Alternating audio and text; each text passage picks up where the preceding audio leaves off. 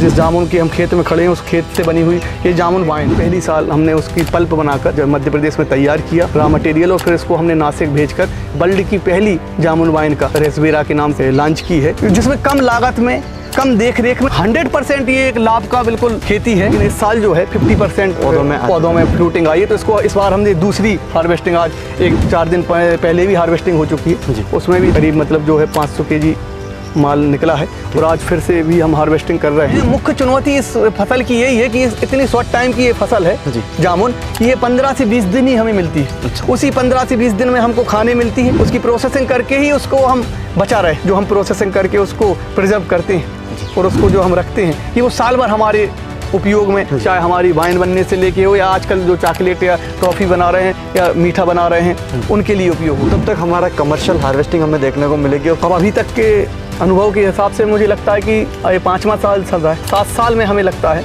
कि कोई भी जो पेड़ है उसकी मैच्योरिटी, क्योंकि ये वैरायटी के भी ऊपर डिपेंड करता है, तो ये 5 से 7 साल इसका मन। आज सीजन पे अगर जामुन जब कम आती है तो 100 रुपये किलो भी बाजार में मिलती है, 50 रुपये में भी बिकती है, 20 रुपये में भी मिलती है, लेकिन अगर हम 27 का हमने दे दिया तो गेहूं से तो ज़्यादा है। किसान भाइयों, ये है जामुन और ये है जामुन से बनी हुई वाइन। आज के इस वीडियो में हम बात करने वाले हैं जामुन की खेती के बारे में कि किस तरीके से किसान भाई जामुन की खेती कर सकते हैं और इसकी प्रोसेसिंग करके काफ़ी सारे प्रोडक्ट बना सकते हैं। तो चलिए शुरू करते हैं आज के इस वीडियो को और जानते हैं जामुन की खेती के बारे में। नमस्कार सर। नमस्कार सर, सबसे पहले तो हमारे जो किसान भाई आपको देख रहे हैं, थोड़ा सा आपने अपना परिचय कराइए अपने बारे में और अपना फार्म कहाँ है उसके बारे में थोड़ा सा। सभी साथियों को मेरा नमस्कार। मैं देवेंद्र पटेल, मध्य प्रदेश के नरसिंहपुर ज़िले के अंतर्गत ये गुंदरई ग्राम है, गोटेगांव तहसील में है, और उसमें हमें हमारे जामुन फार्म पे खड़े हुए हैं, जो आज आप यहाँ पधारे हैं। आप सभी का बहुत बहुत धन्यवाद। चूँकि खेती से जुड़े हमारे कार्य में हमने यह जो एक नवाचार प्रस्तुत किया है, क्योंकि नरसिंहपुर ज़िले की जो ज़मीन है बहुत उपजाऊ ज़मीन है, माँ नर्मदा की कृपा से यहाँ जल स्रोत का भी प्रचुर भंडार है, लेकिन यहाँ परंपरागत खेती में हम लोग गन्ना और अन्य दलहन तिलहन फसलों की खेती हमारे पूर्वज भी करते आ रहे हैं, तो वो आज भी चल रही है। कैश क्रॉप में भी गन्ने की फसल चल रही है, लेकिन हम लोगों ने और हमारी टीम ने, एक हमारे युवा साथियों की जो टीम है, हम लोगों ने तय किया कि कहीं ना कहीं हम एक खेती में विविधता लाने के लिए कुछ एक नया प्रयोग करें, तो हॉर्टिकल्चर या उद्यान की, फलोद्यान की तरफ हम लोगों का ध्यान गया। तो सर, अब जैसे आपने बताया आप जामुन की खेती कर रहे हैं, हम बागवानी की भी, जैसे आपने बताया कि बागवानी में भी काफ़ी सारी फसलें हैं, हम काफ़ी सारी ऐसी फसलें हैं जिनकी खेती कर सकते हैं, तो आप जामुन की खेती पर कैसे आए? क्योंकि मैं भी पिछले 2 से 3 सालों से देख रहा हूँ, मैंने काफ़ी सर्च किया, लेकिन मुझे कोई किसान नहीं मिले जो कमर्शियल तरीके से जिन्होंने जामुन की बागवानी कर रहे हैं। तो आप जामुन की बागवानी में आए कैसे, उसके बारे में थोड़ा सा मैं जानना चाहूँगा। जामुन की तरफ ध्यान आने का जो समय है या जो बात है वो 2020 के समय की बात है, जब मैं भोपाल में हमारे यहाँ मध्य प्रदेश की सरकार थी, तब भोपाल में मैं किसी कार्य से विधानसभा अध्यक्ष जी के यहाँ मैं उनका प्रतिनिधि के तौर पे क्षेत्र की समस्याओं के संबंधित उनके साथ मैंने काम किया। तो उसी दरमियान मुझे नासिक महाराष्ट्र के एक साथी पीयूष सोमानी जी हैं, मुझे वहाँ उनसे मुलाकात हुई, जो किसी सरकारी कार्य से भोपाल आए थे, तो उनसे मेरी पहचान हुई और उनका मैंने कार्य संपादित कराया। तो उनने बातों बातों में ही बताया कि देवेंद्र जी, मेरा विजन में एक, हम चूँकि नासिक से हैं और नासिक में वाइन कैपिटल के नाम से नासिक को जाना जाता है भारत की, तो हमारे मन में एक जगह मतलब एक प्रोजेक्ट है कि हम जामुन की वाइन बनाएं, क्योंकि वाइन जो है अभी तक अंगूर की वाइन तो बनती है, लेकिन जामुन की वाइन अभी तक मार्केट में नहीं थी 2020 तक। तो उन्होंने अपना ये मनसा जाहिर की, तो हमने कहा हम इसमें क्या मदद कर सकते हैं। तो उन्होंने बताया कि अगर हमको यहाँ जामुन का फ्रूट मध्य प्रदेश से, चूँकि मध्य प्रदेश में भारत की सबसे ज़्यादा वन क्षेत्र है पूरे भारत का, और पूरे भारत का सबसे ज़्यादा ट्राइबल जनजाति जो है वो भी मध्य प्रदेश में निवास करती है, तो कहीं ना कहीं हमारे पास प्रचुर संसाधन यहाँ उपलब्ध हैं। तो मध्य प्रदेश के फ्रूट का जब उन्होंने जिक्र किया तो हमने बोला कि हाँ हम ये कर देंगे। तो फिर हमने 2020 में उन्होंने हमको बताया कि कैसे इसका अपन को काम शुरू करना है। तो हमने जामुन के फल जंगलों से एकत्रित करवा के और उसका एक पहली साल हमने उसकी पल्प बनाकर यहाँ हमने जब मध्य प्रदेश में तैयार किया रॉ मटेरियल, और फिर इसको हमने नासिक भेजकर पहली बार वर्ल्ड की पहली जामुन वाइन का हमारी नासिक की टीम ने रेसबेरा के नाम से उसका फिर जो लॉन्च की है, तो उस कारण से फिर जामुन की तरफ हम लोगों का ध्यान गया कि जब हम बाज़ार से और जंगलों से जामुन खरीद रहे हैं, पैसे दे के जामुन खरीद रहे हैं, तो जब हम खुद किसान हैं तो क्यों ना हम खुद भी इसका मतलब खेती करें या हम इसका फार्मिंग करें। क्योंकि आज जब हमने देखा कि जब इतना इसने हमें लाभ दिया या हमको एक प्लेटफॉर्म दिया, तो फिर हम उस दिशा में फिर हम लोगों ने भी मन बनाया कि पायलट प्रोजेक्ट के तौर पे अभी हम 1-2 किसान एक और हमारे साथी उनने भी लगाई, हमने भी लगाई, तो हमने एक मॉडल तैयार किया है जामुन का फल उद्यान करके। ठीक है, तो सर चलते हुए बात करते थोड़ी सी। हमने जब भी मैं जामुन की खेती के बारे में या जामुन के बारे में सुनता हूँ, तो जामुन सिर्फ जंगलों में या फिर किसानों की मेड़ों पर ही हमें देखने को मिलता है। कमर्शियली तरीके से अभी तक कोई फार्म या ऐसी चीज़ें हमें देखने को नहीं मिलती है। तो आपने जब अपना ये फार्म लगाया तो कितने आपके पौधे लगे हुए हैं, कितने एरिया में आप इसकी खेती कर रहे हैं, उसके बारे में आप थोड़ा सा बताइए। जामुन शब्द जो है जी, जब जामुन पे हम लोगों ने रिसर्च की तो पता चला कि अनादिकाल से जामुन शब्द का संस्कृत में या शास्त्रों में उपयोग मिला है। जो हम हमारे सनातन हिंदू धर्म में जब हम संकल्प लेते हैं और हमारे पंडित जी संकल्प पढ़ते हैं कि भारतवर्षे जम्मू द्वीपे आर्यावर्ते, तो जम्मू शब्द जो है संस्कृत में जम्मू शब्द जामुन, तो मतलब कहीं ना कहीं शास्त्रों में इस जामुन का वर्णन है। और इसके जब औषधि गुणों को हमने पहचाना और सर्च किया, तो जामुन का पेड़ जो है, जामुन का पेड़ पूरा पेड़ से लेके पत्ती से लेके फल तो है ही उपयोगी, उसकी गुठली तक जो है वो भी मतलब उपयोगी है और हमारे स्वास्थ्य के लिए बहुत लाभदायक है। तो जब हमने ये देखा कि ये संपूर्ण जब पेड़ ही हमें प्रकृति ने ऐसा दिया है जिसका हम बहुत अच्छी तरह से उपयोग कर सकते हैं, तो फिर हम लोगों ने 1 एकड़ में ये फार्म तैयार किया है जिसमें 400 पेड़ हमने लगाए। इसमें हमने जो 400 पेड़ 1 एकड़ में लगाए हैं, इनमें पेड़ से पेड़ की दूरी 7 फुट है और पेड़ से रो की दूरी 9 फुट है, जिसमें बीच में अगर हम कोई अन्य फसल इंटरक्रॉपिंग कर सके तो इसमें ट्रैक्टर आसानी से हम चला सकें। तो उस हिसाब से 7 फुट की दूरी पे जो पेड़ लगे हैं, तो ऐसे 400 पेड़ है इसमें हमारे आए हैं। और 2020 और 21 के बीच में हमने जब एक सीजन हमने जामुन की बाहर से हार्वेस्टिंग करके या परचेज करके हमने प्रोडक्ट बनाया था, तो हमने फिर उसके बाद तुरंत फैसला लिया कि कहीं ना कहीं हमको इसको प्रयोग करना चाहिए। तो 2020 और 21 के बीच में हमने इसको पेड़ों को यहाँ प्लांटेशन किया। आज ये 5 साल के कंप्लीट पेड़ हो चुके हैं। पहले ऐसा लग रहा था कि एक जिज्ञासा थी कि कब ये हमें फल देंगे, क्योंकि कहीं ना कहीं आज इंसान को जो है जल्दी से जल्दी कोई चीज़ प्राप्त करने की एक अभिलाषा रहती है, लेकिन प्रकृति का एक नियम है, समय अनुसार आज देखते देखते 5 साल के वृक्ष हमारे बीच में हैं और आज ये फल हमें दे रहे हैं। तो कहीं ना कहीं ये हमें सीखने मिल रहा है कि आज हम स्वतंत्र भारत में या हमने जिस सदी में जन्म लिया तो हमें प्रकृति बनी बनाई मिली। तो आज हमारे जो पूर्वजों ने बड़े पेड़ आज लगाए हैं, चाहे आम की हों, चाहे जामुन की हों, चाहे सीताफल की हों, तो हम खा रहे हैं। लेकिन आज हमने अगर अपनी जनरेशन में इसको लगाया है तो हमारी आंखों के सामने ये पेड़ आज फल रहे हैं, फल दे रहे हैं, और आज इनको हम कहीं ना कहीं इनका वैल्यू एडिशन करके और इनको आज एक अच्छा स्वास्थ्यवर्धक उत्पाद बना के लोगों की पहुंच तक पहुंचा रहा है, जिससे कहीं ना कहीं इससे जुड़े लोग और इसका जो लाभ है, जो औषधि लाभ है, ये भी लोग प्राप्त करें।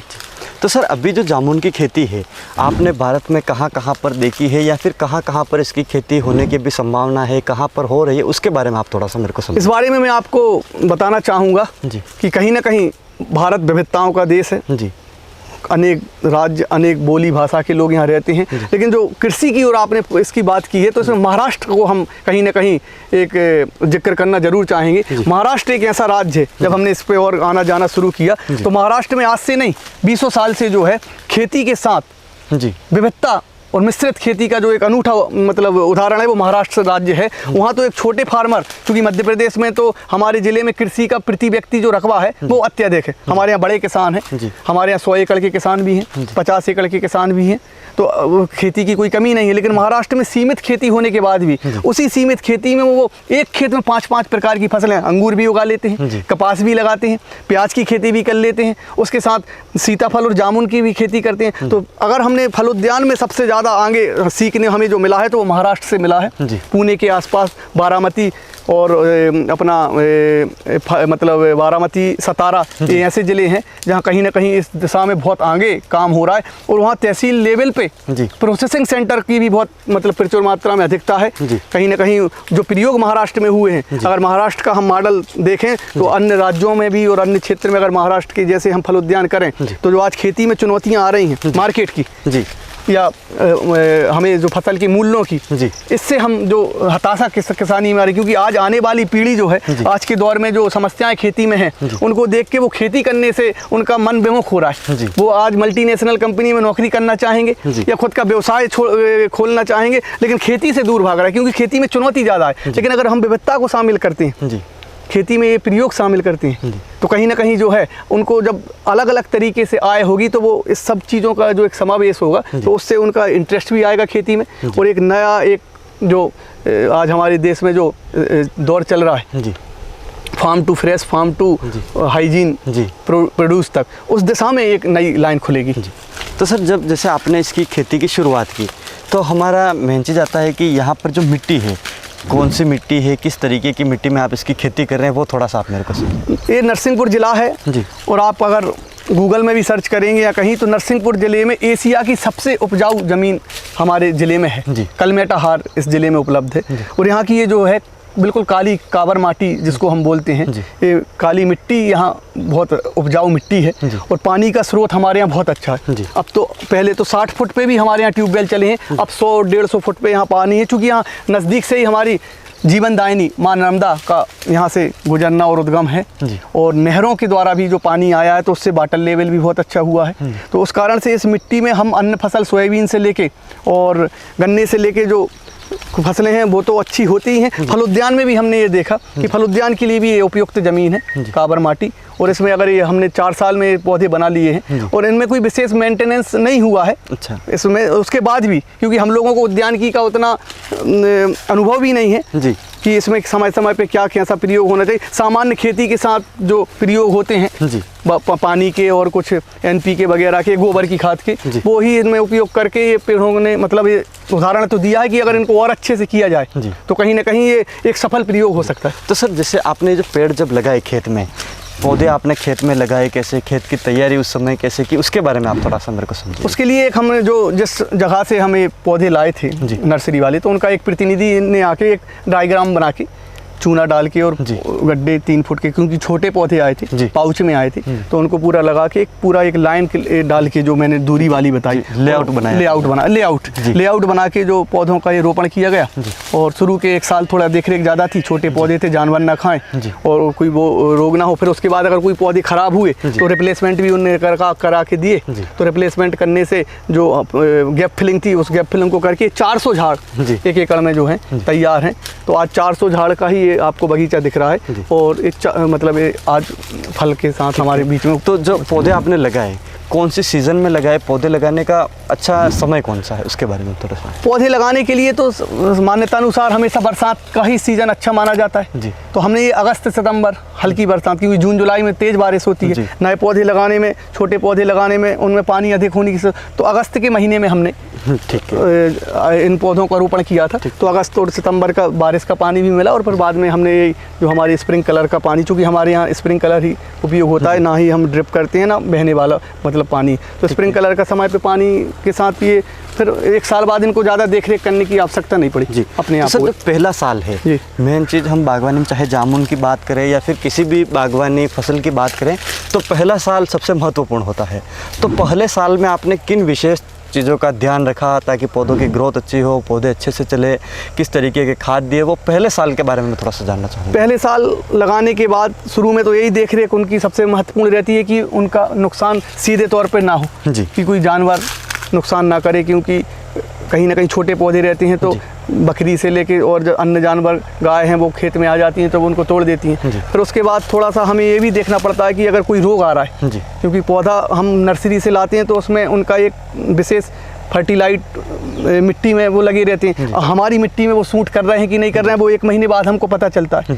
तो अगर वो नहीं होता है तो फिर उनकी पूर्ति करने के लिए अगर नर्सरी ही कुछ हमको सजेस्ट करती हैं तो वो हमने थोड़ा सा प्रयोग किया। फिर उसके साथ गोबर की खाद डाल के और मिट्टी बंधान थोड़ा किया, तो जिसमें उनकी जड़ें मजबूत हों, क्योंकि शुरुआत में तो जड़ों को ही मजबूत किया जाता है। लेकिन जब 1 साल का उसमें आया तो चूँकि जामुन कोई ऐसा विशेष नया चीज़ तो है नहीं कि हमारे यहाँ ना हो, तो परंपरागत जामुन के पेड़ यहाँ हैं, तो उस हिसाब से इस मिट्टी में ऐसी ज़्यादा कोई तकलीफ़ या कोई समस्या हमें नहीं आई कि उनकी देखरेख करनी हो।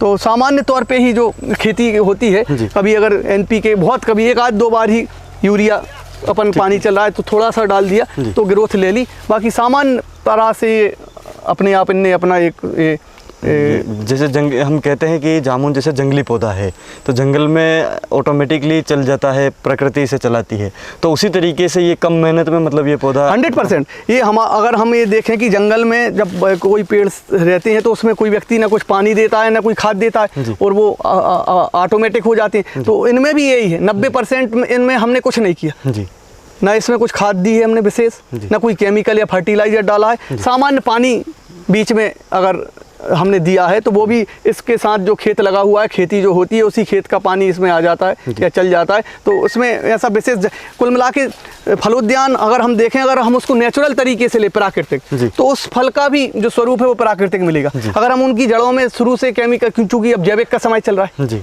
अपन ये चाहते हैं कम से कम फर्टिलाइजर और केमिकल का उपयोग हो, तो उसी उद्देश्य से हमने इसमें कोई चीज़ प्रयोग नहीं की। हमने ये तो एक हमने पायलट प्रोजेक्ट किया कि ना भी हो तो भी कोई दिक्कत नहीं, तो हो तो नेचुरल हो जी, जिसमें कम लागत में कम देख रेख में दूसरे लोग, अगर हम किसी दूसरे लोग को अगर ये सजेस्ट करें तो पहले हम खुद अनुभव लेंगे और खुद हम सीखेंगे, तब तो हम दूसरे को बताएंगे। तो इसमें हमने ओवरऑल यही समझा है कि अगर इनको सामान्य तरीके से भी हमने हाँ लगाना ये जरूर है कि हमारे यहाँ परंपरा है नरसिंहपुर या इस क्षेत्र में, क्योंकि यहाँ उपजाऊ जमीन है तो लोग बीच खेत में नहीं लगाते हैं। उन्होंने कहा कि ये उपजाऊ जमीन है, इसमें हम खेती करेंगे, पेड़ क्यों लगाएंगे? लोग मेहड़ों पे लगा देते हैं, मेहड़ पे, तो मेहड़ पे पेड़ लगाने और खेत में पेड़ लगाने का बहुत बड़ा जमीन आसमान का अंतर है। मेहड़ पे पेड़ लगाने, मेहड़ की जो मिट्टी है वो ऐसी मिट्टी है, दुर्मट हो गई है जी, वो बिल्कुल मेहड़ हमेशा ना उसमें जुताई होती है ना कुछ होती है, तो मिट्टी में कोई तत्व ही नहीं आ रहे और कचरा ज़्यादा होता है मेहड़ में। मेहड़ में खेती अगर हम फलोद्यान करते हैं तो उसमें कचड़े और खरपतवार के कारण उसकी जो ग्रोथ है या उसका जो स्वरूप है वो नहीं बन पाता। लेकिन खेत में अगर हम फलोद्यान करते हैं फिर उसमें ये अंतर से अगर हम इंटरक्रॉपिंग करें, क्योंकि ये जो छाएं बनती है दोनों पेड़ों की, तो इसमें जो छाएं वाली आज हल्दी है, आज अदरक है, या आज अन्य जो औषधि खेती हो रही है, चाहे चिया सीड है या चिरायत हो, ऐसा कुछ हम अगर विकल्प देखें तो ये इसमें हम साल भर में 2-3 ऐसी महंगी फसल जो है, जो कैश क्रॉप आज नीमच मंडियों में और जो ऑनलाइन डिमांड है, तो उन चीज़ों को भी हम इसमें अपनाकर कहीं ना कहीं जो 3-4 साल फ्रूट नहीं आ रहा है और हमारी खेती फंसी है, तो उसमें अगर मेहनत करने वाला व्यक्ति, क्योंकि कहीं ना कहीं इसमें सबसे बड़ा जो बात है वो ये है कि व्यक्ति की रुचि क्या है जी। सिर्फ कुछ लगा देना वाली तो ये फसल हो गई कि कुछ नहीं करना तो पेड़ लगा दो, लेकिन अगर इस खेती का अन्न उपयोग करना है तो इसके लिए आपको एक पैशन भी, जुनून, अगर हमारे पास अगर किसी काम के लिए जुनून नहीं है तो मुझे नहीं लगता कि हम वो काम कर सकते हैं। तो अगर कोई जुनून से अगर इसमें कुछ करना चाहे तो 100% ये एक लाभ का बिल्कुल खेती है कि फलोद्यान के साथ हम जो अन्न वो फसलें नहीं जो हम अपने खेतों में उगा रहे हैं, ऐसी फसलें जो महंगी हैं जी, चाहे सफ़ेद मूसली की बात करें, अश्वगंधा की बात करें, तो अगर इनका हम प्रयोग करें तो और इसी जगह में करें तो एक पूरा 1 एकड़ का जो है एक मॉडल फॉर्म बन सकता है। और कहीं ना कहीं जो अन्य फसलों में जो हमें आय हो रही है वार्षिक आय, उससे हम 2 गुना और 3 गुना तक भी इसमें हम अपनी आय खेती से बढ़ा सकते हैं जी। तो सर अब मैं थोड़ा सा ये जानना चाहूँगा कि हम कोई भी फसल लगाते हैं उसमें बीमारियाँ तो आती है, तो इसमें क्या आपको कोई रोग या बीमारियाँ देखने को मिली है, उसके बारे में आप थोड़ा? हाँ, बीमारी तो आई हैं जी, क्योंकि हमने थोड़ा उद्यानिकी विभाग से संपर्क से भी हम कम संपर्क है या उनने हमसे संपर्क नहीं किया। जैसे अभी आपके सामने पेड़ दिख रहा है, इस पर हमने थोड़ा अभी गूगल या उस पर AI से भी पूछा है, तो उन्होंने बताया है कि इसमें अब इसके लिए आपसे भी हम सलाह लेना चाहेंगे कि एक तरफ ये हरा वृक्ष है और ये फल दे रहा है, लेकिन अब ये हमें लगता है कहीं ना कहीं रोगग्रस्त पौधा हो गया, तो अब इस पौधे में फल भी नहीं आ रहे हैं या इसकी आप देख रहे हैं तो ये कहीं ना कहीं हमें पौधे में रोग दिख रहा है। तो ये पत्ती का सूखना, क्योंकि अभी तो सीजन है, अंदर पत्ती हरी है और ये सूख रही है, तो इन पत्तियों में रोग आया है, तो अब इसकी हमें इस रोग की जानकारी हमें नहीं। ठीक है, तो यानी ये पौधा जो पूरा अपना सही तरीके से चल रहा है, ये इस पौधे की पत्तियां सूख रही है। ऐसे 4-6 पेड़ हैं बीच में, आप देखेंगे तो कहीं ना कहीं इस सीजन में, चूंकि अगर और दूसरे सीजन में बीमारी आए, हार्वेस्टिंग के टाइम, ये हार्वेस्टिंग टाइम है, तो अभी अगर ये रोगग्रस्त है तो कहीं ना कहीं इसको हम बीमारी ही मानेंगे। तो ये समस्या हमें इस बार देखने को मिली। ठीक है, तो ये समस्या है। इसके अलावा आपको कोई कीड़ा देखने को मिला है या फिर ऐसे इल्ली वगैरह? नहीं, हाँ, इसमें कीड़े या इल्ली फल में भी नहीं है जी, फल को भी कोई ऐसा नुकसान इल्ली या कीड़े से नहीं है और पेड़ पे भी नहीं है। ठीक है, इसमें आपको समस्या सिर्फ ये एक ही देखने? हाँ, ये पत्तियाँ और पत्तियों की समस्या आ रही है और जो फूल हैं जी वो कम आ रहा है। अच्छा। तो इसमें कुछ अगर हम और सजेशन मिले या हम इसमें चर्चा भी करेंगे जी हमारे यहाँ के उद्यान की विभाग से कि इसमें हमें क्या प्रयोग करना चाहिए कि और अच्छा इसमें फ्रूटिंग भी आए और इसका उत्पादन बढ़े। जी।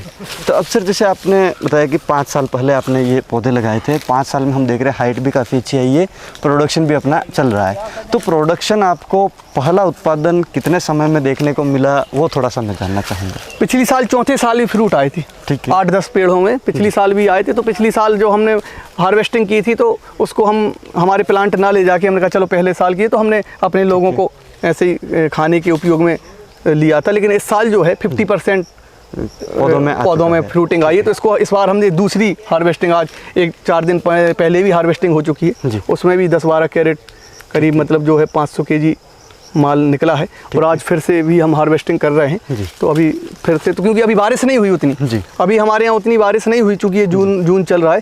तो ये कहीं ना कहीं फ्रूटिंग जो है जामुन में, ये बारिश से भी बहुत बड़ी इसका कनेक्शन है। क्योंकि जंगल में भी जो फ्रूट आता है, अगर अच्छी तेज़ बारिश आ जाए तो एकदम से बहुत जल्दी फ्रूट आ जाता है, पक जाता है। तो अभी इसमें ऊपर बारिश का पानी नहीं आया है, तो अभी इसमें हमें 2-3 बार शायद और फ्रूटिंग हार्वेस्ट करने का मौका मिलेगा। तो अभी ये दूसरी आज तुड़ाई हम कर रहे हैं, टूट रही है जामुन। ठीक है। इसके बारे में जैसे अभी हम एक किसान से बात कर रहे थे हमारे राजस्थान के अजमेर में, तो उन्होंने भी यही बताया था कि जामुन ऐसी खेती है कि ये बरसात के ऊपर निर्भर है। आपकी बरसात जल्दी आ गई तो इसका फ्रूट जल्दी पक जाएगा और हम एक ही बार में हार्वेस्टिंग कर लेते हैं। तो मतलब उसके बारे में आप थोड़ा अभी जिस बारे में, इसमें थोड़ा डिफरेंस है। जैसे जंगल में अभी बारिश कम हुई है, लेकिन बाजार में फल आने लगा है। अच्छा। कुछ तो उनकी जो नमी रहती है पेड़ में, उस नमी से ही कुछ 25% फ्रूट आ जाता है। बारिश का तो है ही, बारिश होगी तो फ्रूट तो आएगा ही। लेकिन समय के पहले भी अब 1 जून से हमारे यहाँ फल आ चुका है, लेकिन अभी बारिश नहीं हुई। ठीक है। तो थोड़ी बारिश हुई। ऐसे ही जंगल में भी जो है बारिश कम हुई है, लेकिन फ्रूट, हाँ बारिश होने पे ये है कि एकदम से फ्रूट आ जाता है। तो मैं मुख्य चुनौती इस फसल की यही है कि इतनी शॉर्ट टाइम की ये फसल है जामुन, ये 15 से 20 दिन ही हमें मिलती है। अच्छा। उसी 15 से 20 दिन में हमको खाने मिलती है और वो चली जाती है। तो उसको सहेजना या संरक्षित करना ही हम जो कर रहे हैं, उसकी प्रोसेसिंग करके ही उसको हम बचा रहे हैं। कहीं ना कहीं 90% फ्रूट तो हमारा ख़राब हो जाता है। जो जब फ्रूट आता है 15 दिन, 10% ही हम उसका उपयोग कर सकते हैं। तो हमारी कोशिश यही है कि अधिक से अधिक इस जामुन जैसे औषधि फल का हम ऐसा उपयोग करें जो हम प्रोसेसिंग करके उसको प्रिजर्व करते हैं और उसको जो हम रखते हैं कि वो साल भर हमारे उपयोग में, चाहे स्वास्थ्य के जो डायबिटीज़ के मरीज़ हैं उनके लिए दवा बनने से लेके हो, चाहे हमारी वाइन बनने से लेके हो, या आजकल जो चॉकलेट या टॉफ़ी बना रहे हैं या मीठा बना रहे हैं उनके लिए उपयोग हो, क्योंकि 15 दिन ही हमें समय इसका मिलता है। ठीक है। तो यानी कि इसकी जो फसल है वो 15 से 20 दिन ही आपको देखने को मिलेगा। 15 से 20 दिन में पूरी फसल खत्म हो जाती है। हाँ, हार्वेस्टिंग है जो वो पूरी हो जाती है। बिल्कुल 15 से 20 दिन, अधिकतम 25 दिन जो है, क्योंकि बारिश होती है, आंधी तूफान आता है, तो फ्रूट जो है या तो आदमी खुद तोड़ ले, नहीं तोड़ेगा तो वो ऑटोमेटिक पक के गिर जाएगा। तो फिर जब एक बार फसल की पूरे फ्रूट टूट जाती हैं तो फिर उसका सीजन ही आउट हो जाता है। ठीक है। अब से थोड़ा सा ये जानना चाहूँगा कि इसका फूल आने का, और जो फूल आता है, फूल से लेकर इसका हार्वेस्टिंग होती है, वो कितने समय का होता है, वो थोड़ा सा आप मेरे को समझाइए। फूल तो इसका जो है अप्रैल मई में जो है इसके लक्षण दिखने लगते हैं कि ये मतलब फल देगी पौधे। किसी पौधे में अप्रैल मई के समय ही फूल का जो स्वरूप है वो बनने लगता है। और फिर जो जून का महीना आता है, तो जून जुलाई जामुन के लिए एक ऐसा महीना है जो अपन बारिश की बात कर रहे थे कि फल लगना शुरू, भले पके ना। अभी इसमें कुछ पौधे ऐसे भी हैं जिनमें बिल्कुल हरे फल है। तो इसमें हम तो ये बारिश का इंतजार कर रहे हैं। ठीक है। ये वाले जो है ये बारिश का इंतजार, ये फल हमें तब खाने मिलेगा जब एक अच्छी तेज बारिश आ जाएगी। लेकिन जो बगैर बारिश के आ गए तो कहीं ना कहीं उस पेड़ में नमी, अब ये तो वैज्ञानिक ही, कृषि वैज्ञानिक हमको इसमें दिशा निर्देश दे सकते हैं, मार्गदर्शन, कि इस पौधे में अगर फल पक गया है और इसमें नहीं पका है तो अंतर क्या इसके पौधे की हेल्थ पे है या इसकी नमी पे। तो कहीं ना कहीं बारिश आने पे जो हमारे अभी 50% है तो फिर 75% इनमें फल आ जाएगा। ठीक है। एक चीज़ हम जैसे पहले बात कर रहे थे, हम बीच में छूट गए, वो ये थी कि आपने बताया कि चौथे साल में आपको कुछ प्लांट में फ्रूट देखने को मिला। इस साल में लगभग आधे आपके पौधों में फ्रूट आया है। तो क्या आपका क्या मानना है कि जब कितने टाइम का अपना पौधा होगा तब तक हमारा कमर्शियल हार्वेस्टिंग हमें देखने को मिलेगी और पूरे बगीचे में हमारी हार्वेस्टिंग हो जाएगी? अब अभी तक के अनुभव के हिसाब से मुझे लगता है कि ये 5वां साल चल रहा है। अगर अपन अगला साल और अगला और ले लें तो 7 साल में हमें लगता है कि कोई भी जो पेड़ है उसकी मैच्योरिटी क्योंकि ये वैरायटी के भी ऊपर डिपेंड करता है। हमने जो एक साधारण ग्राफ्टेड वैरायटी जो होती है, जो नर्सरी में किसी दूसरे पौधे की कलम लगा के जो ग्राफ्टेड बनाते हैं, उस वैरायटी को लगाया तो ये 5 से 7 साल इसका मन। लेकिन अभी जो हम देखने मिल रहा है, चाहे सोशल मीडिया पे हो या यूट्यूब पे हो, साउथ वगैरह में एक से एक वैरायटी भी आई है जी, जैसे KG10 है, ऐसी काफ़ी सारी वो तो ये बोलते हैं कि आज ले जाओ पौधा, आज इसे गमले में फल रहे हैं जी। अभी तक उनका हमने प्रयोग नहीं किया है, संपर्क में है। मतलब अगर ऐसे पौधे मिलते हैं, क्योंकि उसकी कास्ट भी पर प्लांट ज़्यादा है, तो अगर वो पौधे मिलते हैं तो जो 1 साल में ही फल देते हैं, क्योंकि उनकी साइज़ भी बड़ी आती है, तो हो सकता है उनमें ऐसा होता हो कि दूसरे साल ही हम फ्रूट ले लें और हार्वेस्टिंग कर सकते हैं। तो एक बार हम प्रयोग करेंगे उनका कि अगर वो KG10 जो जामुन इस समय चल रही, तो उसके 150 पौधे लगा के एक एक्सपीरियंस इनके और उनके बीच में डिफरेंस निकालेंगे। यानी कि जो ग्राफ्टेड प्लांट है वो 7 साल 6 साल में ही आपको कमर्शियल प्रोडक्शन हाँ बिल्कुल, उनकी चूँकि उनकी लागत भी कम है जी, 50-55 रुपये का पौधा ग्राफ्टिंग वाला मिल जाता है सामान्यतः नर्सरी में। तो जैसा जितनी का पौधा है तो उसमें अगर 7 साल लग रहा है, अब KG10 या एक दूसरी साउथ की वैरायटी, उसका पौधा 1200 रुपये का है। तो अब जो 1200 की चीज़ होगी तो हो सकता है कि उसमें कुछ विशेषता होगी।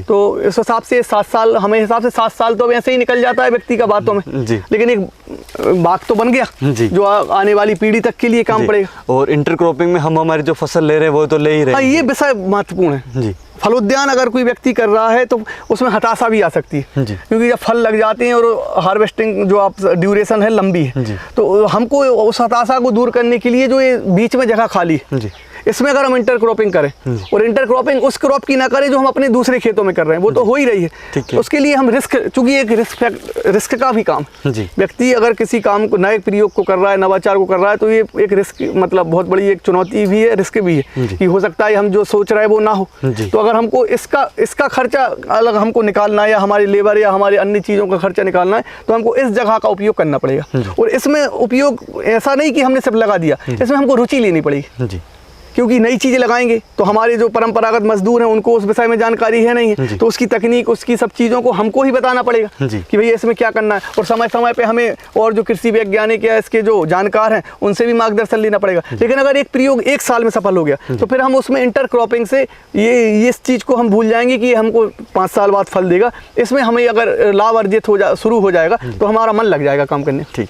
अब सर थोड़ा सा मैं ये जानना चाहूँगा कि जैसे यहाँ पर हम प्रोडक्शन देख पा रहे हैं, तो जैसे हमारे ये जामुन पक चुके हैं, इनकी जो हार्वेस्टिंग होती है, हार्वेस्टिंग करने का क्या तरीका है, कैसे इसकी तुड़ाई होती है, खेत से आपका जहाँ पे प्रोसेसिंग होती है वहाँ तक ले जाने का जो प्रोसेस है वो थोड़ा सा आप मेरे को समझाइए कि इसमें जैसे अभी हम देख रहे हैं ये जामुन थोड़ा सा लाल दिखाई दे रहा है, ये काला हो चुका है, इनमें से कौन सी हार्वेस्टिंग होगी, कैसे होगी, वो थोड़ा सा। अब जो हमारी पहुँच में है, छोटे पेड़ हैं, तो अभी हम पूरा जो पक गया है जामुन, उसकी हार्वेस्टिंग हमारे जो टीम है वो करती है।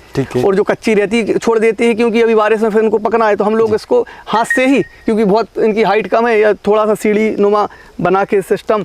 और ये जो अभी आपको जिस पेड़ में जामुन पके पके दिख रहे हैं, तो ये हम कैरेट में, हमारे ये जो सब बैठे हैं मजदूर का है, तो आपके सामने तोड़वा के भी दिखा सकते हैं, तो ये इनको तोड़ लेते हैं। और इंतजार ये रहता है कि जो कच्चे फल हैं 1 हफ्ते बाद हम इनको तोड़ें, और यहाँ से हम पूरा हम कैरेटों में हमारा माल इकट्ठा करके, एक हमारा फिर यहाँ पर एक परचेसिंग सेंटर या एक हमारा एक कहें तो गोदाम है, तो उस पे हम लोग सब इकट्ठा करते हैं। इसके साथ इसलिए भी क्योंकि अभी हमने अकेले जामुन का फार्मिंग की है, लेकिन जो अन्य जामुन जंगली लगी हैं या किसी किसान की खेत में स्वयं लगी हैं, तो उनको भी अपन ने संदेश दिया है कि अगर आपके खेत में जामुन आ गई है और वो ख़राब हो रही है, फिक रही है, उसका उपयोग नहीं हो रहा, तो आप उसका कलेक्शन करें। तो हमने एक सेंटर यहाँ बनाया हुआ है जहाँ वो अपनी दूध के जैसे अपनी जामुन को ला सकते हैं, अपना वजन करा के जो उसका भाव है हम दे रहे हैं उसको लेके वो अपना नगद पैसे ले जा सकते हैं। तो इससे हमारा क्या है, अभी अगर इसमें कम हार्वेस्टिंग हो रही तो प्लांट तक ले जाने प्रोसेसिंग सेंटर के लिए हमें क्वांटिटी की ज़रूरत है, क्योंकि अगर हम ट्रांसपोर्ट कर रहे हैं, एक छोटा ऑटो भी कर रहे हैं, तो हमें 40-50 कैरेट उसके लिए हमें फल चाहिए,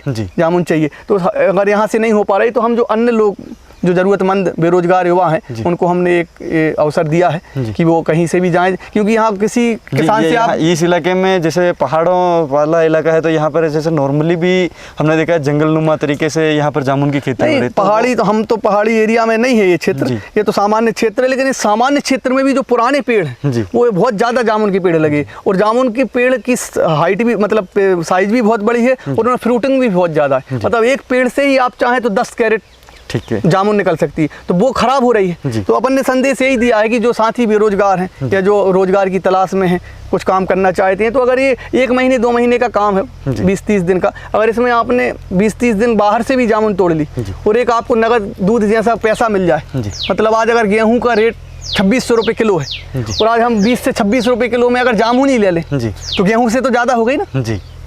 तो ये भी एक विषय है समझने का कि जिस गेहूं के लिए हम मतलब पसीना बहा रहे हैं और पूरा खेती कर रहा है और उसमें हम सब कुछ लगा रहे हैं और वो मार्केट में 26 रुपये किलो है, तो 26 रुपये किलो में तो हम जामुन भी खरीद लेंगे जी। आज सीजन पे अगर जामुन जब कम आती है तो 100 रुपये किलो भी बाजार में मिलती है, आदमी स्वयं भी लेके बेचने जा सकता है, 50 रुपये में भी बिकती है, 20 रुपये में भी मिलती है। लेकिन अगर हम 26 रुपये का भी रेट मान लें तो गेहूं, या 27 का हमने दे दिया तो गेहूं से तो ज़्यादा है, गेहूं से ज़्यादा ही है जी।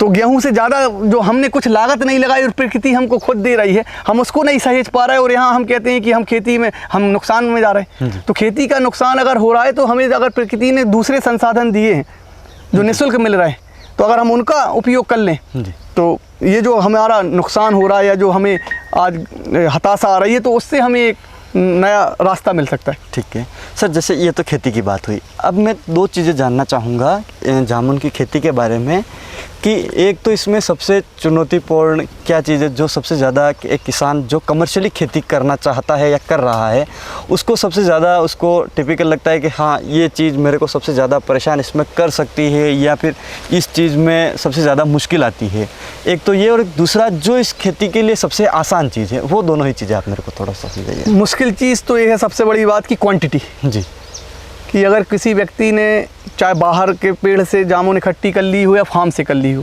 अगर एक वो निश्चित क्वांटिटी नहीं है तो उसको ना हम बेचने के में लागत लगा सकते हैं ना प्रोसेसिंग कर सकते हैं।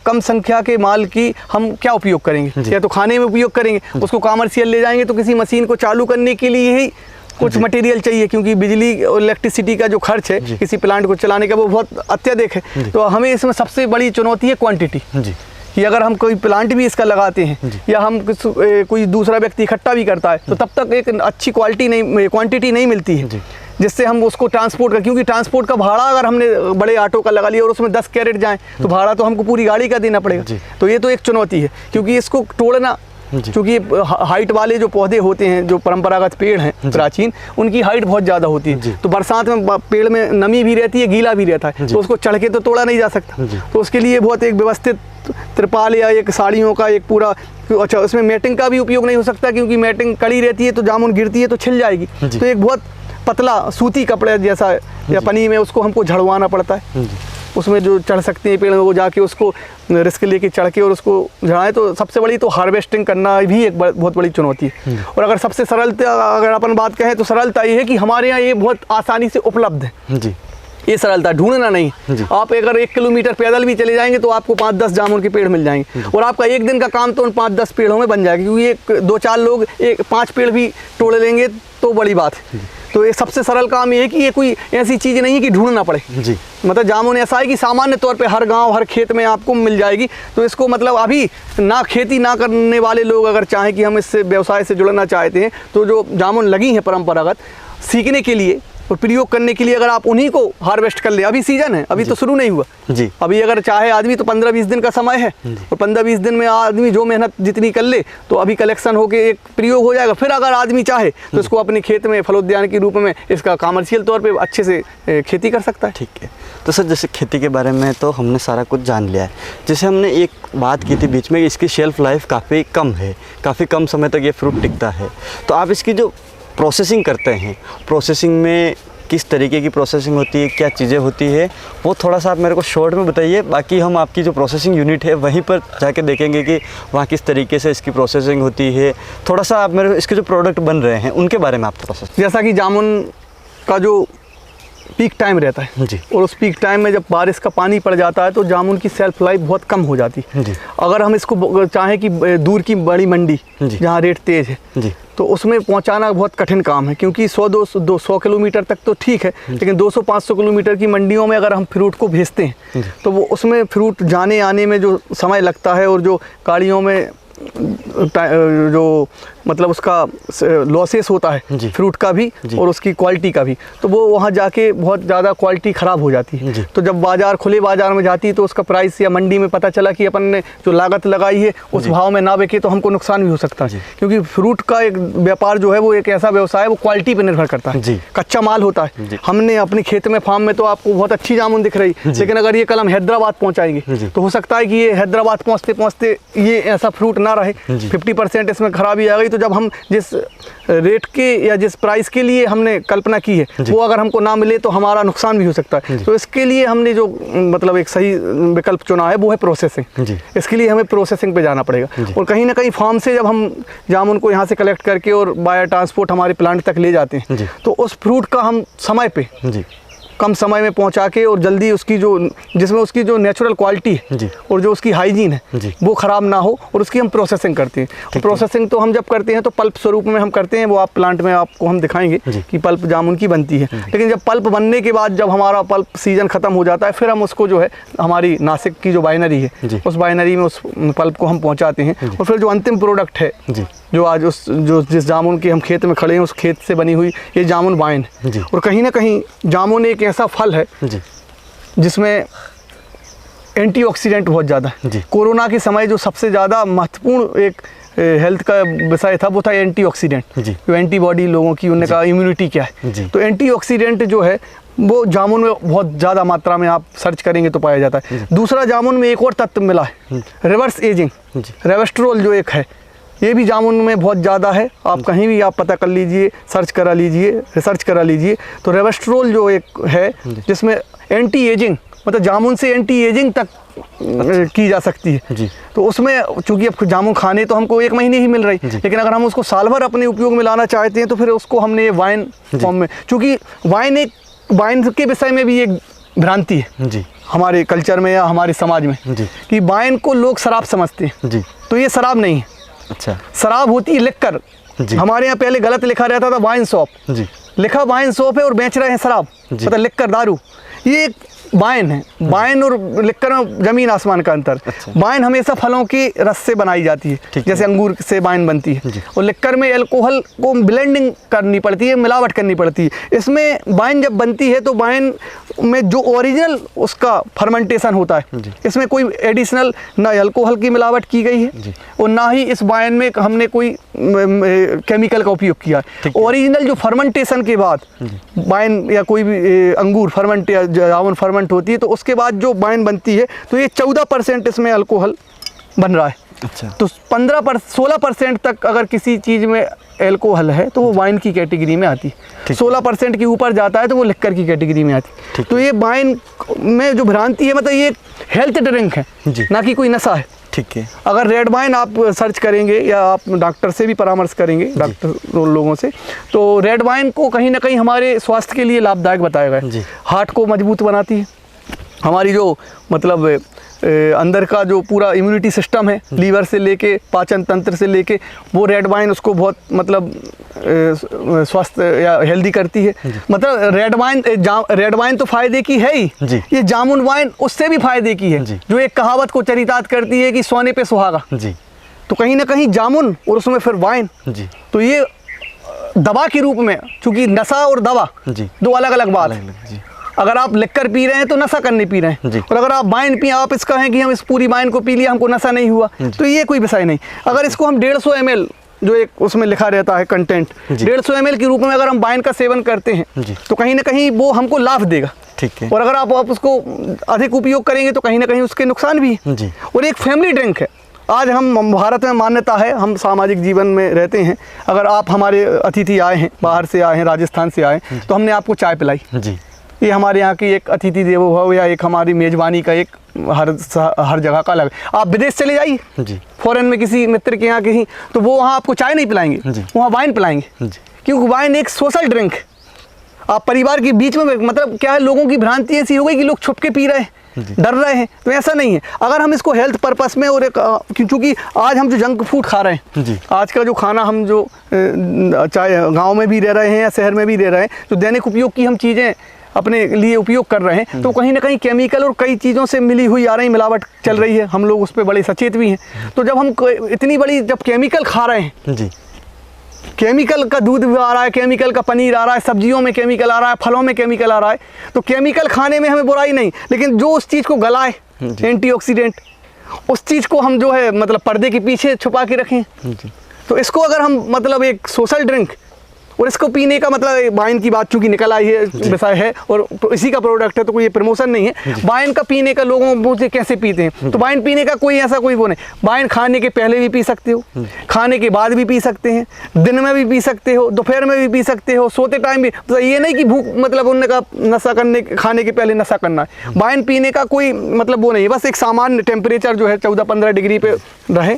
और वाइन पीने का भी एक बहुत बड़ा सिप करने का एक पूरा आप गूगल करेंगे तो देखेंगे वाइन एक बहुत बड़ा एक वो भी है मतलब इवेंट है। नासिक वगैरह महाराष्ट्र आप जाएंगे तो वहाँ आप देखेंगे कि वाइन टेस्टिंग सेंटर होते हैं। जो लोग वाइन टेस्ट करना चाहते हैं तो पहले वाइन को बताया जाता है। वाइन एक ऐसा ड्रिंक है जिसको पीने के पहले उसका एक यूज़ करना भी एक बहुत बड़ा एक मतलब प्रोग्राम है। आप कभी आप वाइन टेस्टिंग लिखेंगे गूगल पे तो वो आपको देखने मिलेगी। तो ये एक हेल्थ ड्रिंक है, सोशल ड्रिंक है, जो अगर हम चाहें तो एक मतलब स्वास्थ्य के हिसाब से इसका सेवन कर सकते हैं। क्योंकि फलों का हम पेड़ के नीचे खड़े हैं तो इसमें कोई ऐसी चीज़ तो है नहीं कि अब अगर जामुन भी आप 10 किलो एक साथ खा लोगे तो नशा हो जाएगा। कोई भी चीज़ का जो खाने का संयम है या नियम है वो नियम है। अगर 10 किलो जामुन कर लोगे तो वो अंदर फर्मेंट हो जाएगी तो ऑटोमेटिक अंदर ही एल्कोहल बन जाएगी। ये भी एक विषय थोड़ा इसको आप सुधार लो।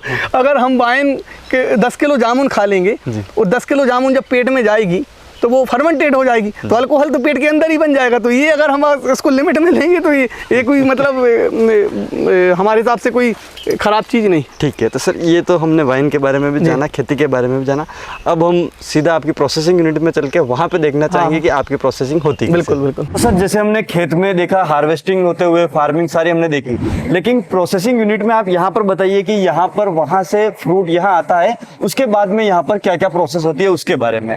फार्म से कलेक्शन करने के बाद फ्रूट्स का ट्रांसपोर्ट के द्वारा ये हमारे प्लांट में प्रोसेसिंग सेंटर में फ्रूट आता है। ठीक है। और ये अनलोडिंग पॉइंट है। अनलोडिंग पॉइंट यहाँ से गाड़ी आके हमारे अनलोडिंग पॉइंट पे यहाँ गाड़ी जो है जामुन की कैरेट अनलोड होती है। उन कैरेटों को कंपनी की इन कैरेटों में हम पलटाते हैं और उनको वापस भेज देते हैं। ठीक है। और फिर उसके बाद इनकी सॉर्टिंग टेबल है जी।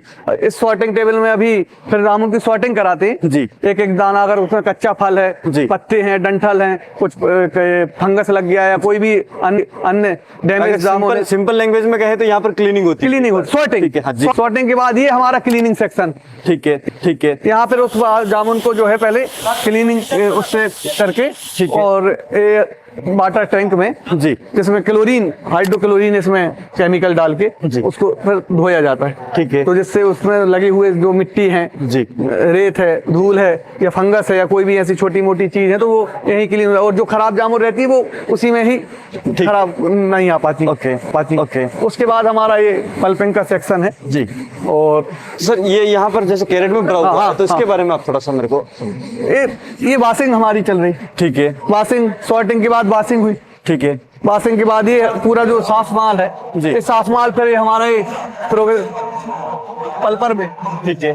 इसका ये पल्पिंग शुरू हो गई जी। तो ये प्रोसेसिंग हमारी स्टार्ट हो गई। जो फार्म से जामुन आई थी उसकी सारी क्लियर और उसको साफ करके और उसको हमें साफ करके यहाँ चलाते हैं। इससे फिर हमारा पूरा पल्प हमारे यहाँ बनता है। ये पूरा एक पल्पर है ऑटोमेटिक। ठीक है। जिसमें गुठली अलग हो जाती है जी और पल्प हमारा ये अलग हो जाता है। गुठली भी निकलती है तो इसको भी हम सुखाते हैं। ठीक है। इसको भी सुखाते हैं गुठली को और इसका भी मेडिसिन के उपयोग में जो होता है जितना उसको हम उपयोग कराते हैं। ठीक है।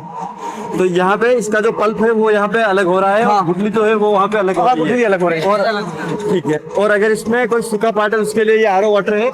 ये उसको जाता है क्योंकि सूखी जामुन रहती है तो फिर उसमें गुठली पिसने का जो है क्रश होने का डर रहता है तो गुठली के कंटेंट आ जाते हैं। लेकिन पानी चलता है तो गीले में गुठली सीधा निकल जाती है और साफ पल्प हमें यहाँ मिलती है। ठीक है। ये पल्प हमारी जो है ठीक है कलर यहाँ से कलेक्ट करके यहाँ जारों में कलेक्ट करने के बाद इसको पूरा एक काल कलेक्ट करने के बाद हम यहाँ इसको पैकिंग सेक्शन में पैकिंग सेक्शन में जी अलग अलग क्वांटिटी में 1 किलो 2 किलो 5 किलो जो जिसकी जैसी रिक्वायरमेंट बाकी बल्क में हम इसको पैकिंग कर लेते हैं। ठीक है। तो ये उस हिसाब से साइजों में हम यहाँ मानक के साथ पूरा वेट क्लियर करके और ये पूरा सील करके और ये कैरेट में इनमें रख के, ठीक है, और फिर इनको जो है हम अंडर कोल्ड रूम जो है जी, जो -18 डिग्री, -20 डिग्री, -25 में इनको हम ब्लास्ट करते हैं। ठीक है, क्योंकि एक बार अगर ये ब्लास्ट हो जाए 24 घंटे में, तो फिर उसके बाद इनकी सेल्फ लाइफ जो है 1 साल 1.5 साल तक की सेल्फ लाइफ हो जाती है। क्योंकि ये ब्लास्ट रूम में जब जाएंगी तो इनको पूरा माइनस टेम्परेचर में 25 डिग्री में हम इनको ब्लास्ट कर देते हैं। तो ब्लास्ट में इनका जो पूरा सेल्फ लाइफ है वो बिल्कुल हमारे हिसाब से हो जाएगा। यानी कि इसको ये -25 डिग्री में जाता है कितने टाइम में, मतलब ये -25 24 आवर्स में वो हो जाता है। ठीक है, तो वो ये मतलब -25 डिग्री पे इसको रखा जाता है। ठीक है, तो फिर ये उससे फ्रीज हो जाता है, फ्रीज हो जाता है, पूरा फ्रीज हो जाता है, ब्लास्ट बोलते हैं उसको। ठीक है, ब्लास्टिंग हो जाती है तो उसका जो है पूरा वो एक पत्थर जैसा आइस हमारे फ्रिज में आइस होता है, वैसे आइस के रूप में फॉर्मेट में हो जाता है। तो इसकी सेल्फ लाइफ जो है फिर 12 से 18 महीने हो जाती है। और जब हम इसको वाइन में या किसी दूसरे प्रोडक्ट में यूज करते हैं तो इसको फिर टेम्परेचर से बाहर लाती है तो मेल्ट होना, नॉर्मल टेम्परेचर में जब वो आती है तो हम वही स्वाद हमको मिलेगा जो आज अगर हमारा जो ताजा पल्प है उसी ताजा पल्प का हमें स्वाद मिलेगा 1 साल बाद भी। कि उसमें उसकी न्यूट्रिशन वैल्यू या टेस्ट वैल्यू में कोई कमी नहीं आएगी। जैसे किसान भाई आप यहाँ पर देख सकते हैं, ये जो अपना पल्प है उसको यहाँ पर इस तरीके से थैलियों में पैक कर लिया गया है। अब इसको यहाँ पर -25 डिग्री में इसको रखा जाता है। अगले 24 घंटों में ये सर -25 डिग्री में चला जाता है, जिससे कि इसकी जो शेल्फ लाइफ है वो लगभग 1 से 1.5 साल तक हो जाती है, जिसके कि आगे चल के इसका जो इस्तेमाल है वो अलग अलग प्रोडक्ट बनाने में किया जाता है। जैसे हमने आपको वाइन दिखाया, इसमें काफी सारी चीजें उनमें किया जाता है। तो सर जैसे यहाँ से ये अपने फ्रीजर में चला गया, फिर जैसे हमने कुछ प्रोडक्ट की बात की थी जो इसके अलग अलग प्रोडक्ट बनाए जाते हैं, जैसे वाइन है, और ऐसे कौन कौन से प्रोडक्ट हैं जो अभी इंडिया में बन रहे हैं या फिर काफी ऐसी चीजें बनाई जा रही है, वो उसके बारे में। जामुन का अभी कुछ सालों में, हालिया सालों में जामुन फ्रूट का जो है जी अत्यधिक उपयोग हमारे फूड सेक्टर में हो रहा है। वाइन तो बनती ही है, लेकिन अलग अलग जो आजकल प्रोडक्ट बन रहे हैं डायबिटिक मरीजों के लिए या बच्चों की कैंडी वगैरह में, या हम कहें तो आइसक्रीम या और भी जो जूस पार्लर हैं, तो उनमें कहीं ना कहीं जामुन शॉट से लेके आज डेली की जो दिनचर्या है उसमें जामुन के अनेक उत्पाद शामिल हो गए हैं। तो उनको हम उनकी रिक्वायरमेंट के हिसाब से इसी जामुन पल्प से वो अपने प्रोडक्ट बनाते हैं। आज कई कैंडी भी आ रही हैं, जामुन के फ्लेक्स बन रहे हैं, जामुन का एक वो अपना विनेगर भी बन रहा है, जामुन के सॉस भी बन रहा है, जामुन की अगर शुगर पेशेंट जो है वो अगर मीठा नहीं खा पा रहे तो जामुन की आजकल बर्फी भी आ रही है, जामुन वाइट। वैसे तमाम अलग अलग प्रोडक्ट, एक्सपोर्ट का भी बहुत बड़ा मार्केट है। दुबई वगैरह गल्फ कंट्री में जामुन पल्प या और भी हम कहीं देखें तो उसकी भी डिमांड है, लेकिन उनके मानक पूरे करके अगर हम ये काम करते हैं उनके स्टैंडर्ड पे, तो एक्सपोर्ट का भी एक बहुत अच्छा विकल्प है और इन चीजों की हमेशा रिक्वायरमेंट बनी रहती, तो ये हमारा उसी प्रोडक्ट से उपयोग हो रहा है। किसान भाई आप देख सकते हैं, जो जामुन हमने खेत में देखा था, जब हमने बात की थी कि जो जामुन 3 से 4 दिन चलता है उसको किस तरीके से हम 2 साल तक स्टोर करके रख सकते हैं और उसको अलग अलग प्रोडक्ट बना सकते हैं, ये सारा आप यहाँ पर देख सकते हैं कि अभी यहाँ पर जो सीजन चल रही है उसका स्टोर करके सर ने यहाँ पर रखा है। तो सर अब जैसे यहाँ पर ये फ्रीज हो गया तो यहाँ पर कितना टाइम रहता है, फिर जैसे यहाँ से होने के बाद ये अर्ली मॉर्निंग हम इसको बैग में पैक कर देंगे, 35 kg में चला जाएगा। ठीक है, उसके बाद फिर हम स्टैक करके कोल्ड स्टोरेज में, दूसरे कोल्ड स्टोरेज में स्टोरेज कर लेते हैं। ठीक है, फिर वहाँ से अलग अलग जहाँ पे जो इसके फूड प्रोसेसिंग होगी वहाँ ये हमारी अब सेल्फ लाइफ इसकी 2 साल हो गई है। ठीक है, अब इसको हम अपने हिसाब से फ्रीज बैन में, रेफ्रिजरेटर बैन में ही हम इसको जो है जहाँ भी हम नासिक से लेकर तमाम जगह पे हम इसको पहुँचा देते हैं। तो सर जैसे कि हमने पल्प के बारे में तो सारा जान लिया कि किस तरीके से फ्रीजर में उसे -25 डिग्री पे उसको स्टोर किया जाता है, कैसे उसकी शेल्फ लाइफ बढ़ा के हम उसको यूज़ में लेते हैं। अब हमने जैसे एक चीज़ देखी थी कि जब पल्प को हम अलग करते हैं तो गुठली जो बचती है, उस गुठली का क्या उपयोग किया जाता है, उसे कैसे काम में लिया जाता है, उसके बारे में आप थोड़ा सा समझिए। अब पल्प निकलने के बाद जो गुठली हमारा सीडलेस होने के बाद सीड आता है, तो सीड को भी हम पैक करा के बोरियों में, और यहाँ खुले में अभी शुरू की है ये है, इसको हम सुखाते हैं। ठीक है, इसको ड्रायर से भी सुखाते हैं, अभी धूप निकली है तो सुखाने के बाद ऐसा पूरा जो है कलर सहित वाइट आ जाता है। तो ये इसका इस गुठली को जो है ये बिल्कुल अंदर आप देखिए कि गुठली पूरी बिल्कुल फ्रेश गुठली है। तो ये हम जो है मेडिसिन कंपनी वगैरह या जो भी गुठली का यूज़ होता है अपने आयुर्वेद वगैरह में या दवाओं में, तो उसमें हम इसका उपयोग या इसको हम सेल करते हैं गुठली। ओके, तो इस तरीके से जो मतलब पूरा अपना जामुन है उसका अलग अलग चीज़ों में अलग अलग स्टेज पे उसका यूज़ किया जाता है। बिल्कुल ठीक है सर, हमने ये सारी चीज़ जान ली। अब मैं थोड़ा सा ये जानना चाहूँगा कि हम किसान कोई भी खेती इसलिए करता है कि उसको खेती से मुनाफा हो और उसके परिवार की जो आर्थिक स्थिति है उसको सुधार सके। अगर कोई 1 एकड़ में जामुन की खेती करता है तो किसान किस तरीके से उसे कितनी अर्निंग हो सकती है, या फिर जैसे कोई किसान सिर्फ एक अकेला किसान कहीं पर खेती कर रहा है तो उसके लिए इतना सारा प्रोसेसिंग करना सारा पॉसिबल नहीं हो पाता है, तो लगभग कितने किसान प्रोसेस मिल के अगर फार्मिंग करे, कितने एरिया में फार्मिंग हो तो वो इस स्तर पर पहुंच सकते हैं, या फिर ऐसी चीज़ें करनी है, तो उसके बारे में आप थोड़ा सा मेरे को समझिए। इसके लिए तो ऐसा है कि एक व्यक्ति अकेला भांड चने का भांड नहीं फोड़ सकता वाली बात है कि तो हमने एक शुरुआत की है। अगर लोग इसमें आते हैं फार्मिंग करते हैं तो इसमें इसके ही बाद तो सरकार और प्रशासन शुरू होता है जी। आज अगर हम दैनिक जीवन में रहते हैं और हम जो सरकार को या हम जिसके अधीन हैं तो अगर ये ऐसी चीज़ें हैं तो फिर इसमें अब जो तहसील लेवल पे, जिला लेवल पे सरकार को प्रोसेसिंग सेंटर खुलवाने चाहिए जो इच्छुक हैं, जो कैपेबल हैं चलाने के लिए। तो इसके लिए एक स्पेशल प्रोजेक्ट बना के पायलट प्रोजेक्ट में, अगर जैसे हम नरसिंहपुर में कर रहे हैं तो अभी नरसिंहपुर क्या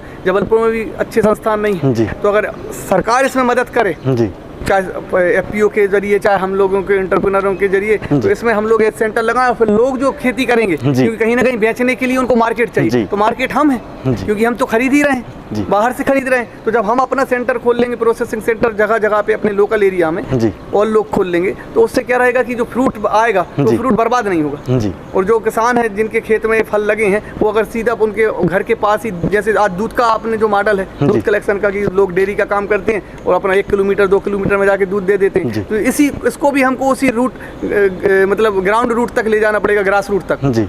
ग्रास रूट तक हम जब इस जामुन को प्रोसेसिंग को या फलों की प्रोसेसिंग को लेंगे तब लोग फल उद्यान के प्रति आगे आएंगे, उनको दिखेगा कि नहीं हम अगर इनको उगा रहे हैं तो ये बेचने के लिए भी यहाँ साधन उपलब्ध हैं। तो जब सेंटर खुल जाएंगे हम लोग खरीदार हैं, हम उनसे उनका फल का खरीद के उनको दाम देंगे और उसको हम फिर अपनी प्लांटों में ऐसे वैल्यू एडिशन करके उससे हम अपना प्रोडक्ट बनाएंगे।